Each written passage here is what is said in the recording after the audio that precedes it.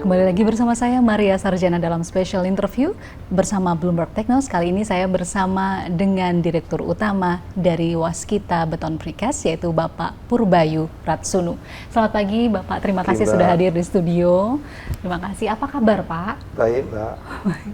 Bapak, kita hari ini akan berbincang-bincang lebih banyak lagi tentang bagaimana saat ini WSBP dan kemudian proyeksi ke depan yang akan dilakukan WSBP tentunya untuk pengembangan perusahaan. Baik, kita akan masuk ke pertanyaan pertama ya Pak ya. Bapak sebagai dirut dari WSBP, bagaimana Bapak melihat perkembangan infrastruktur di Indonesia saat ini? Infrastruktur di Indonesia ini didorong oleh proyek-proyek strategis yang waktu itu ada pengembangan jalan tol, kemudian ada bandara, ada pelabuhan, kemudian peran penting dari BUMN untuk percepatan pembangunan infrastruktur. Seperti WSBP ini kami menyediakan beberapa produk-produk beton precast dan ready mix dengan kualitas yang tinggi. Kami terkendala waktu itu ketika ada pandemi yang serius, waktu itu ada COVID, sehingga agak sedikit terganggu, di mana pada 10 tahun yang lalu kan kita juga lebih tinggi, kemudian ada COVID, kita jadi agak mundur ke belakang gitu. Okay. Agak mundur ke belakangnya itu apakah juga mempengaruhi kinerja yang lain atau saat ini sudah mulai bangkit Pak? Saat ini sudah mulai membaik, tapi pada saat itu kita jauh ke belakang karena kita tidak bisa mengembangkan produk-produknya, kita tidak bisa mempunyai cash flow yang baik. Gitu. Kami melihat bahwa WSBP ini adalah perusahaan yang selalu gitu ya Pak terkoneksi dengan perkembangan infrastruktur di Indonesia. Sebetulnya bagaimana WSBP menjaga kredibilitas dan kemudian juga daya saing dengan industri serupa seperti juga dengan precast dan juga beton yang lain? Ya, WSBP seperti perusahaan-perusahaan konstruksi yang lainnya, kami selalu membutuhkan kontrak-kontrak baru yang besar karena kami memiliki kapasitas yang besar dan kami juga ingin membuktikan bahwa kami bisa bersaing dengan pemain-pemain manufaktur beton yang ada di Indonesia yang lainnya. Kemudian kontrak-kontrak ini kami mendapatkan kontrak-kontrak baru ini untuk mengenerate pendapatan yang kami dapatkan sehingga bisa memutar roda bisnis Waskita Beton Precast. Raihan kontrak baru di Waskita Beton Precast tahun 2024 ini kami bisa meraih 1,73 per bulan kemarin. Ini 75% dari target kami di tahun ini sebesar 2,3 triliun. Kemudian kami juga ingin memperkuat posisi Waskita Beton Precast sebagai manufaktur atau industri konstruksi yang lebih baik sehingga pasar-pasar Waskita Beton Precast ini dapat meningkat khususnya untuk proyek-proyek pemerintah, proyek BUMN, sama proyek-proyek swasta yang lain. Tapi beberapa waktu yang lalu sempat ada beberapa hal terjadi di WSBP Pak, termasuk dengan gugatan PKPU dan sebagainya. Lalu bagaimana saat ini situasi WSBP? Juga nanti boleh diceritakan karena kami juga mendapat data bahwa sekarang WSBP sudah masuk pembayaran keempat untuk sifat ya Pak ya. Mungkin bisa dijelaskan. Ya, jadi memang seperti yang tadi saya jelaskan di pembukaan Mbak, pandemi ini membuat keuangan kami sangat tertekan. Kontrak-kontrak baru pada saat itu sangat turun drastis, kemudian beberapa proyek dengan pembiayaan turnkey juga agak terganggu gitu ya. Jadi kami mengalami beberapa tekanan-tekanan cash flow. Terus di laporan keuangan WSBP juga harus banyak yang diperbaiki. Pada saat itu, pada saat masuk PKPU, hutang Waskita Beton Precast ini mencapai 8,9 triliun. 8,9. Ini yang harus kami selesaikan. Kemudian kami mengalami PKPU atau gugatan kepailitan di tahun 2022. Tahun 2022 di Januari. Ini juga menyebabkan kepercayaan terhadap pelanggan-pelanggan kami, terhadap customer, terhadap masyarakat, semakin membuat Waskita Beton Precast ini terpuruk. Tapi untung di tahun yang sama, di bulan Juni, kami bisa menyelesaikan utang 8,9 triliun ini lewat jalur PKPU. Terus kami juga melakukan bebenah ke dalam, kami memperbaiki tata kelola perusahaan, kami juga melakukan manajemen risiko untuk mendapatkan dan mengeksekusi proyek-proyek kami, sehingga pangsa pasar Waskita Beton Precast ini di industri manufaktur bisa menjadi lebih baik.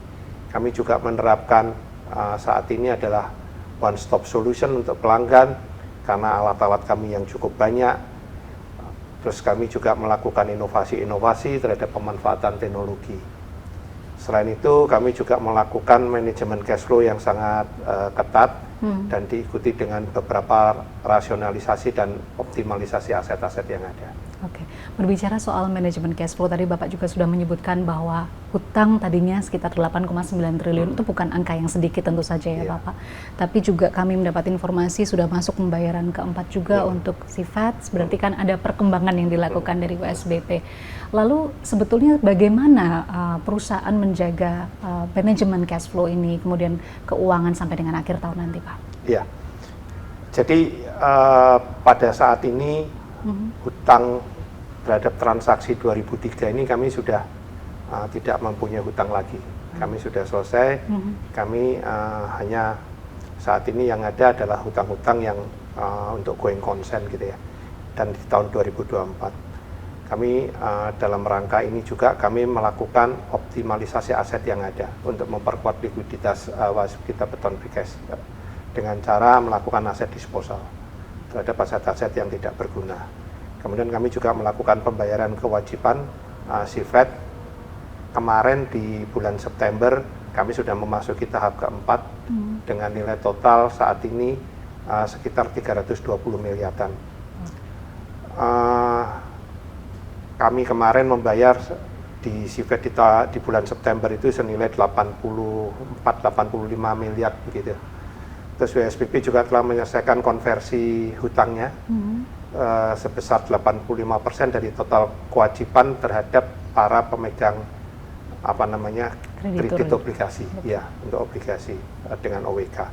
Kami juga melakukan private placement di tahap 1 dan 2 dalam rangka kewajiban pada kreditur dagang. Pada pertanggal 30 September yang lalu kami memiliki 55.000 pemegang saham atau sekitar 60% dari pemegang saham dari total saham Waskita Beton Precast dimiliki oleh publik. Jadi dimiliki oleh publik, ya, bisa dikontrol oleh publik juga berarti ya? Ya, jadi kami sekarang mayoritas adalah publik sebesar 60%. Luar biasa. Ya. Bapak, tadi saya tertarik sedikit ingin menggali lebih dalam sedikit soal mengenai dengan cash flow. Tadi Bapak sudah menyebutkan ada sekian yang kemudian dibayarkan lebih dari 300 miliar. Kemudian banyak juga yang pastinya akan bertanya-tanya uangnya dari mana. Mungkin Bapak bisa dijelaskan sedikit.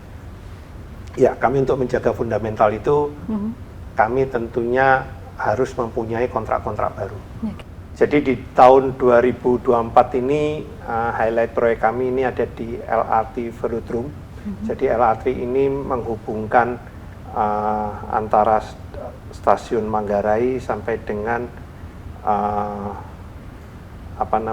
Rawamangun. Jadi ini kami supply untuk ready mix-nya, kami supply untuk precast-nya.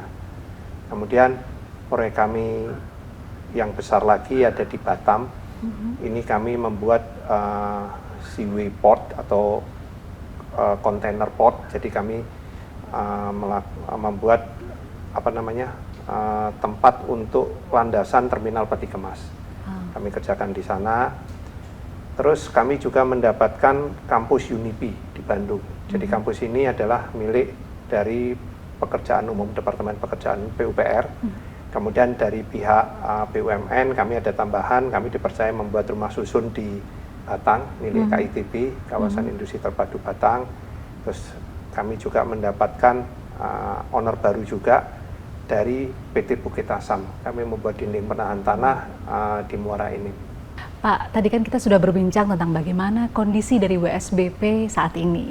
Nah, kini kita memasuki bagaimana mengenai perjalanan karir Bapak. Saya juga mendengar bahwa Bapak ini sudah lebih dari 20 tahun berkarya di bidang infrastruktur, kemudian manufaktur, dan juga bahkan Bapak pernah memiliki jabatan penting di Wika ya Pak ya, dan membangun tidak hanya di Indonesia tapi di luar negeri juga. Mungkin boleh diceritakan perjalanan karirnya? Ya, mungkin saya sudah 20 tahun lebih gitu di Mungkin hampir 25 tahun, Mbak. Hampir 25 Ya, tahun? di konstruksi. Awal lulus saya di konsultan dulu, konsultan sipil juga di Wiratman, kemudian saya di Wijaya Karya. Saya lama di Wijaya Karya, hampir 23 tahun. Habis itu tahun 2020 di September saya bergabung di Waskita Beton Precast. Awalnya saya bergabung sebagai Direktur Pemasaran di Waskita Beton Precast tahun 2020. Dan setahun kemudian, tahun 2021, saya dipercaya menjadi Direktur Utama di Waskita Beton Precast. Sebelumnya, saya lama di di Wijaya Karya, di Wijaya Karya saya lama berpengalaman di overseas. Saya kebetulan terakhir jabatan saya sebagai General Manager luar negeri di Overseas Department. Jadi pada saat saya masih menjabat sebelum pandemi, sebelum keluar, waktu itu Wika ada di 11 negara dengan 19 proyek di Overseas. Sebelum saya menjadi General Manager Overseas, saya menjadi Manajer Divisi Asia Pasifik. Asia Pasifik, kemudian macam-macam penugasan saya di overseas, ada di Myanmar, ada di Timor Leste, kemudian di awal-awal overseas saya ada di Algeria, di Afrika, kemudian ada beberapa proyek-proyek di Afrika, ada proyek-proyek di Middle East, kemudian di Pasifik, di Solomon. Pada saat itu juga Wika mendapat kepercayaan di sana. Dan akhirnya tahun 2021 saya dipercaya untuk mengembangkan Waskita Beton Precast sebagai Direktur Utama. WSBP ini kan satu perusahaan manufaktur gitu kan ya. Jadi kami ingin membawa WSBP ini kembali menjadi manufaktur yang handal untuk Indonesia. Dan tentunya dalam membawa Waskita Beton ini menjadi perusahaan manufaktur yang terkenal, kami kan memerlukan beberapa kepercayaan dari owner, kepercayaan dari vendor. Nah, ini kan beberapa saat yang lalu ini kan cukup susah untuk mendapatkan itu. Nah, ini kami melakukan perbaikan di situ, termasuk juga tata kelola perusahaan yang tadinya juga sudah cukup baik. Ini harus kami improve. Masalah GCG-nya, masalah risikonya, ini kan harus kami improve semua. Oke. Kalau dari pihak WSBP sebetulnya ada target khusus, Pak? Atau target tertentu yang ingin diraih dengan pemerintahan yang baru? Ya, kami ingin mengembalikan kepercayaan terhadap stakeholder kami, baik dari sisi owner maupun sisi perbankan, kemudian dari sisi vendor. Sehingga kami harus berfokus untuk menyelesaikan restrukturisasi keuangan lewat jalur PKPU kemarin. Di situ kan ada janji-janji kami. Ini harus kami selesaikan. Di sisi lain, penguatan tata kelola perusahaan, kemudian manajemen risiko, ini juga harus kami lakukan terus-menerus secara konsisten dan harus kami tingkatkan juga. Selain itu, peningkatan paksa pasar untuk industri manufaktur, terutama manufaktur beton, kami juga harus terus mendorong itu dengan mengambil market-market baru. Salah satu yang kami lakukan saat ini adalah one-stop solution untuk pelanggan kami. Kami punya alat-alat, jadi kalau kami memproduksi tiang pancang gitu, kami sekarang menawarkan bagaimana kalau kami yang memancangnya. Ini kami sudah dapatkan, misalnya di Muara Enim, dinding penahan tanah. Kemudian kami dapatkan juga di Batam, Stockyard. Ini kami melakukan one stop solution itu. Nah, ini juga harus kami terus mencari itu dan membuat kepercayaan ke owner-owner kami. Kami juga harus terus melakukan inovasi-inovasi dan pemanfaatan teknologi-teknologi baru. Inovasi seperti kami yang lakukan baru adalah Sprig WP, bagaimana kami melakukan perbaikan jalan dengan maksimal 3 jam traffic berhenti. Kalau saat ini kan bisa sampai seminggu gitu ya. Dengan inovasi-inovasi yang ada, dengan mortar foam, bagaimana timbunan-timbunan menjadi lebih baik, lebih cepat. Itu kami lakukan itu juga. Manajemen cash flow menjadi salah satu kunci bagaimana kami untuk memperbaiki itu semua. Terus kemudian rasionalisasi dan optimalisasi aset yang ada dengan melakukan disposal terhadap aset-aset yang sudah tidak berguna, ini kami lakukan juga. Untuk mencapai tadi hal-hal yang direncanakan oleh WSBP ke depan, strategi apa yang Bapak lakukan, dan kemudian kalau kita mendengar juga akan ada rencana penggabungan BUMN Karya, bagaimana menurut Bapak? Ya, merger ini kami menyambut baik terhadap penggabungan dari beberapa BUMN Karya yang ada. Kami WSBP sebagai salah satu anak dari BUMN Karya mensupport itu untuk program-program tersebut. Kami juga optimis terhadap penggabungan ini akan memperkuat struktur permodalan yang ada. Pangsa pasar dari penggabungan ini akan memperkuat pasar-pasar kami. Jadi kami akan mendapatkan pasar-pasar, kalau saat ini hanya mendapat dari satu induk waskita gitu, mungkin nanti akan mendapatkan dari tempat yang lain yang akan digabung-gabungkan ini. Bapak, kalau tadi proyeksi ke depan yang terdekat, Pak, yang terdekat yang ingin dicapai WSBP, mungkin bisa di-highlight sedikit. Jadi kami optimis dengan peningkatan pasar-pasar di masa mendatang. Di era pemerintahan yang baru ini tetap ada peningkatan untuk di sektor konstruksi.